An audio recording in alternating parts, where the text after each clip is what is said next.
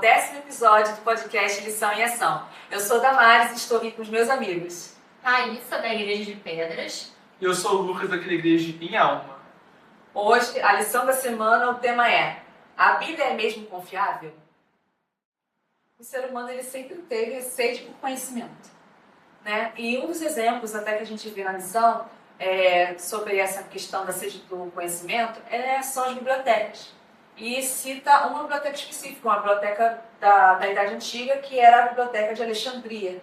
E nessa biblioteca ela tinha acervo de vários livros, né? Livros de filósofos como Platão, Homero, e também tinha a versão da Septuaginta, né? Que é a versão em hebraico e grego da Bíblia. Então, olha, o que mostra? Que pelo ser humano ter essa sede de conhecimento e ter esse acervo, né, existir esse acervo com bibliotecas, a gente vê que o ser humano, por ter sede de conhecimento, procura sempre o sentido da vida. O porquê eu estou aqui, qual é o meu propósito na vida. E a Bíblia, ela tem esse diferencial, né? Os filósofos sempre se questionam do porquê do sentido da vida, mas elas nunca dão o sentido da vida, né? Mas a Bíblia é diferente. A Bíblia tem 66 livros, foi escrita por 40 autores diferentes que concordam entre si, que foram pessoas vivendo em épocas diferentes, em lugares diferentes, mas foram inspiradas por Deus, né, para escrever. E lá em 2 Pedro 20, 21, Pedro diz assim: primeiramente, porém, saibam que nenhuma profecia da Escritura provém de interpretação pessoal, porque nunca, jamais, qualquer profecia foi dada por vontade humana. Entretanto, homens falaram da parte de Deus, movidos pelo Espírito Santo. Então, o Espírito Santo inspirou esses homens. Foram mais de 40 autores, né? Então, todos eles foram inspirados pelo Espírito Santo. Eles não escreveram o que eles queriam. Eles escreveram o que o Espírito Santo os inspirou a escrever. E assim, é muito interessante a gente ver a importância da Bíblia nesse sentido, né? Que é uma forma de poder demonstrar o caráter de Deus e quem é Deus, quem é Jesus na nossa vida. Né? A Sandra traz aqui a história dos discípulos, né, do caminho de Emaús, e é muito interessante ver essa relação deles, porque assim, eles conheciam Jesus, de uma certa forma, né, muito do ouvir. Eles sabiam, eles já ouviram falar de Jesus, eles seguiam os ensinamentos que Jesus dava, porém eles nunca tinham aquele relacionamento próximo com Jesus. E aí, naquele momento que Jesus aparece ali, começa a conversar com eles, por conta desse relacionamento ser fraco, vamos colocar assim, eles não reconheceram que era Jesus. Eles estavam ali cegos porque eles não tinham conhecimento ali, a comunhão realmente necessária para poder reconhecer Jesus naquele momento. Então, quando eles foram ali conversando, aprendendo um pouco mais, Jesus foi fazendo ali um pequeno estudo bíblico com eles ali. Uma recapitulação da que os lição, profetas tinham falado. E assim, né? chegando naquele momento, eles perceberam, não, peraí, esse cara está falando exatamente as coisas que eu sempre ouvi de um tal de Jesus. E aí, naquele momento que eles conectam quem é Jesus e quem é aquela pessoa que estava com eles naquele momento todo, Jesus vai lá e some. Então assim, a gente vê a importância do estudo da Bíblia também. De a gente poder pegar a Bíblia e destrinchar os detalhes dela, porque não é somente um livro de história qualquer. É o que mostra o caráter de Deus, é o que mostra quem é Deus, como Ele trabalha, como Ele se mostra para as pessoas. Porque se a gente não tivesse conhecimento, Jesus pode aparecer do nosso lado e a gente ficar que nem os discípulos de Emaús. Vai andar a vida inteira ao lado dele, nunca vai nem saber que era Jesus que está do nosso lado, né? E existem outros casos também, como a passagem de Atos, capítulo 8. Eu vou ler aqui partindo do versículo 30, que diz assim: recorrendo Filipe, ouviu que lia o profeta Isaías e disse: entendes tu o que lês? E ele disse: como poderei entender se alguém não me ensinar? E rogou a Filipe que subisse, como ele se assentasse. Então, talvez aqui, né, para alguém que não conheça a passagem, essa passagem fala sobre Filipe e o eunuco. O eunuco estava lendo uma passagem do profeta Isaías e não estava compreendendo o que acontecia ali, quando ele convida Filipe, para explicá-lo, né, sobre as profecias. Então, isso mostra que desde a época de Jesus e até os dias de hoje também, existem pessoas que já ouviram falar, sabem algo, mas não compreendem por completo. E também aquelas pessoas que nunca ouviram falar de Jesus. Isso tem, dependendo do lugar do mundo, né? E qual é a nossa função aí? Justamente, é a gente levar a verdade, levar a mensagem para essas pessoas que estão confusas, pessoas que estão sedentas, né, aí pelo conhecimento e por alguma razão não tem, né? Quem sabe aí o Espírito Santo está querendo usar cada um de nós para levar a palavra para essas pessoas. Na verdade, e é muito importante que isso aconteça, porque existem muitas pessoas que ainda não conhecem Jesus. Então, um senso comum que a gente tem na nossa sociedade sobre a questão da Bíblia é a pessoa que utiliza a Bíblia, ela é a pessoa certa, a pessoa correta. Uma pessoa confiável. Vai confiar. E a lição até traz uma analogia, né, para a gente poder parar para pensar nisso, que é o seguinte: se você está ali, né, no beco escuro, meio da noite, chegando em casa, e você vê um grupo de pessoas chegando para você, todo mundo de cara feia, punho fechado, você já fica nervoso, porque assim, meu Deus do céu, daqui eu não passo mais. Rio de Janeiro, então? No Rio de Janeiro, daqui eu não passo mais. Só que, em comparação, na mesma situação, mas você vê as pessoas chegando ali com a Bíblia na mão, segurando Bíblias, sorridentes principalmente, você já fica assim mais tranquilo. Opa, peraí, são crente, a galera crente que está vindo. Então assim, existe um senso comum na nossa sociedade que se você está ali utilizando a Bíblia, lendo a Bíblia, ou somente tendo a Bíblia embaixo do braço, né, como existe esse termo muito utilizado, você automaticamente já é visto como uma pessoa mais confiável, uma pessoa mais tranquila, mais calma, porque essa é a imagem que as pessoas têm da Bíblia.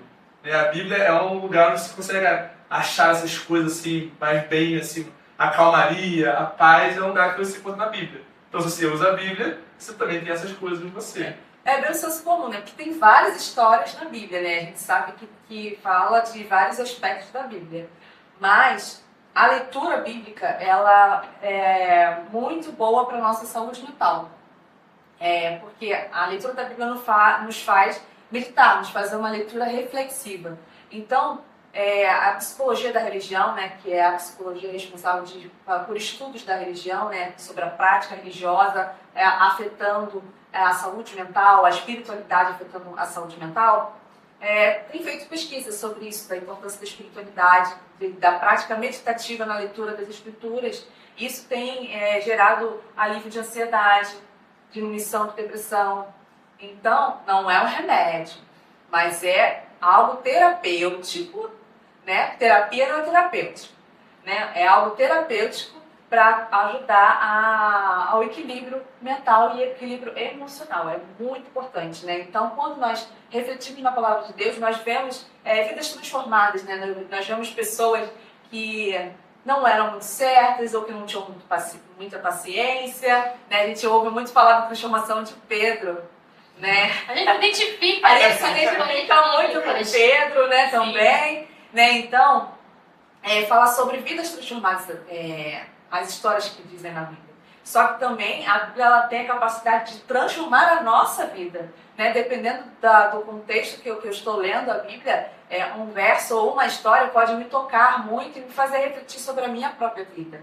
Ou me animar em questões de vivências que eu tenho tido atualmente.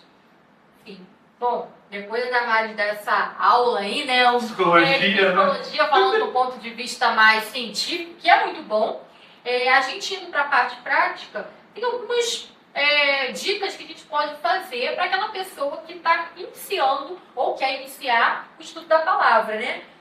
Uma das dicas que a gente pode dar é o seguinte: uma pessoa pode começar pelo livro de Salmos ou Provérbios, que são livros justamente ali mais objetivos, são livros em que a pessoa ela vai se identificar com muitas das coisas que estão sendo faladas ali, tem os conselhos práticos, né? Para diversas áreas da vida, né? É bem interessante também. Então, você aprofundar esses capítulos diariamente. Talvez você não consiga ainda fazer o ano bíblico. Tem gente que tem muita dificuldade de ler vários capítulos da Bíblia por dia. Não tem problema, você não precisa competir com ninguém. Lê um capítulo da Bíblia por dia. Medite naquela passagem.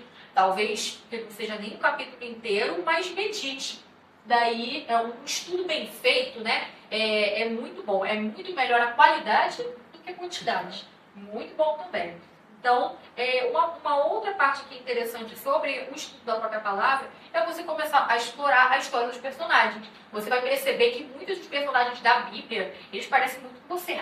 Então, você vai identificar. É interessante, né? Abraão, Jonas, Davi, pessoas que cometeram atos aí duvidosos, mas nós não estamos tão longe assim. E foram homens transformados e extremamente usados por Deus. Então, leiam as passagens com atenção, ore principalmente, né, orar antes de ler a Bíblia é extremamente importante para que o Espírito Santo possa te guiar, né? E você tem que pensar, o que esse trecho revela sobre Deus? Qual o contexto dele? Ele está sendo escrito por quem? E para quem, né? É bem interessante a gente saber também, isso é importante para a gente poder fazer uma análise profunda, né? Uma análise que não seja superficial. E aí até a pergunta aí da semana que fica pra gente é: quais evidências você considera as mais contundentes para ajudar alguém a poder confiar na palavra? Bom dia a todos, meu nome é Sérgio. Respondendo rapidamente a pergunta que foi colocada aqui, eu gostaria de dizer que a principal razão pela qual eu acredito no texto bíblico, apesar dele ter muitas razões históricas, muitas comprovações, mas para mim a autoridade profética é o que mais fala alto. Por quê? Porque a Bíblia tem profecias que são extremamente específicas, extremamente pontuais e que se cumpriram com exatidão. Tá? Nós temos comprovação de que a Bíblia ela revela o nome de Ciro 150 anos antes de ele nascer. A Bíblia dá a data do batismo e da morte de Jesus com exatidão de dia, até de hora, segundo alguns pensadores. Na Idade Média também, nós temos muitas profecias que se cumpriram com exatidão, sucessão de impérios, né? O domínio católico por 1260 anos, né? A queda, né? Ascensão e queda do islamismo. Então não é uma, não é duas, são muitas profecias com exatidão. Inclusive a geopolítica do mundo atual se enquadra também no texto bíblico. Então tudo isso para mim forma uma base muito profunda de crença na Bíblia. Obrigado, pessoal. Valeu. Bem, a Bíblia, né, a gente pode ver a confiabilidade dela não somente pelas coisas que tem na Bíblia, mas também escritos e coisas que tem fora da Bíblia. Né? Já foram, arqueologicamente falando, né, eu não sou um especialista nisso, mas assim, tem muitos textos, tablets, várias coisas que são encontradas em sítios arqueológicos que contam histórias que são as mesmas coisas da Bíblia. Histórias parecidas, os mesmos momentos históricos. A gente tem também, né, um achado muito famoso, né, que são os escritos do Mar Morto, que foram vários livros da Bíblia que foram encontrados lá, escritos as mesmas ideias, mesmas palavras, não as mesmas palavras, né, que eram línguas diferentes, mas as mesmas ideias que a gente tem na nossa Bíblia atual se comparava aos escritos encontrados lá de anos e anos atrás. E a arqueologia tem sido muito usada nisso. Também utilizado, foi falado aqui, né, pelo técnico de Alexandria também, várias histórias que acaba que a gente vai comparando uma coisa a outra, né, esses livros históricos de verdade, a Bíblia, e a gente vê cada vez mais as partes se encaixando, as histórias se encaixando. A gente vê que não são somente personagens ou histórias inventadas, mas que são realmente coisas que a própria história do mundo está contando também junto com a Bíblia. E a relevância cultural é muito grande da Bíblia, né? Até hoje ele é o livro mais traduzido, né? E mais distribuído no mundo, né? Ele já foi traduzido para mais de 3.500 idiomas, alcançando várias culturas, né? Aqui no Brasil nós temos as culturas indígenas, né? Então a SBB, né, que é a Sociedade Brasileira, a Bíblica Brasileira, tem uma Bíblia na linguagem do Tupi, que é uma das línguas indígenas que temos aqui no Brasil. Então, a Bíblia ela foi traduzida para muitos idiomas. Mas, além dessa tradução, né, disponibilidade, né, que tem a Bíblia, a relevância cultural é em fundamentos de algumas coisas na história do mundo.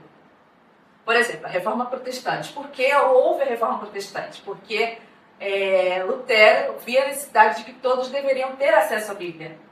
Então, essa acessibilidade à Bíblia, ela se viu necessária e por isso que houve a Reforma Protestante, né?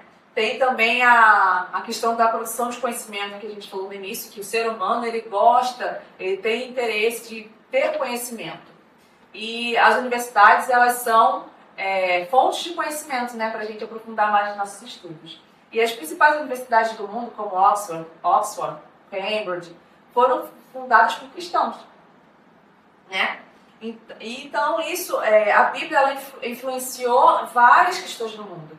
E mais atual, né, mais atual, que quero dizer assim, nos anos 1900, né, quando Martin Luther King, né, ele foi um grande precursor dos direitos civis. Ele lutou pelos direitos civis, né, nos Estados Unidos. E qual era a base dele? Era a Bíblia, né? Por ele ser um pastor batista, ele se baseava na Bíblia, né? E a luta dele por igualdade racial, pela justiça social e a não violência é baseado na Bíblia, né? Então, um dos versos que ele usava, vou ler aqui alguns, ele usava em seus sermões, né?